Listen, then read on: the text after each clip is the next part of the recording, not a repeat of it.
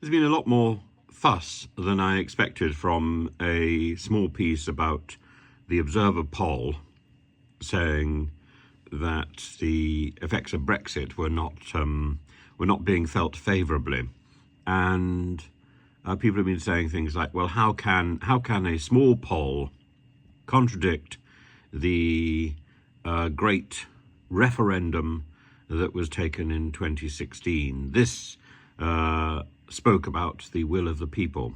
Well, I'm afraid the whole idea of putting our trust in a referendum, or should we give it its older name, a plebiscite, is couched in problems. And if you go back to the Treaty of Versailles and Germany following that time, there were a number of plebiscites to establish and validate the territorial changes that were implemented by the Treaty of Versailles. That was in the 1920s. But in the 1930s, the same system of plebiscites, the same system of referenda, began to be wheeled out by the Nazi Party gaining power. And there were, it started with Hitler's decision to leave the League of Nations in 1933 and to combine the job of Chancellor and President. And this took place after the event. So the German constitution was changed, and then a referendum confirmed that. There was a short pause, and then after a 2-year hiatus, the Third Reich hosted another referendum in 1936, asking the people if they agreed with the government's remilitarization of the Rhineland.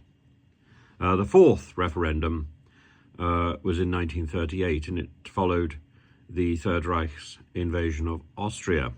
Did you agree?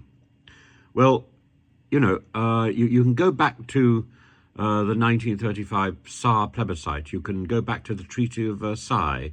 You can go back to the whole issue of the Weimar Republic and whether it had power, and the rising Nazi regime and whether it had legitimate power, and so on. But running through the whole thing is this reliance on referenda. And I think to signal that the referendum is decisive, in the way a lot of people try to do with the 2016 referendum, is to tread on very uncertain ground.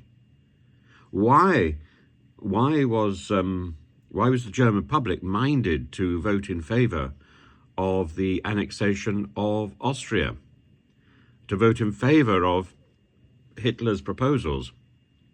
Did this mean they were right? If a referendum was right then a referendum is right now. If a referendum is wrong then surely we can question a referendum now.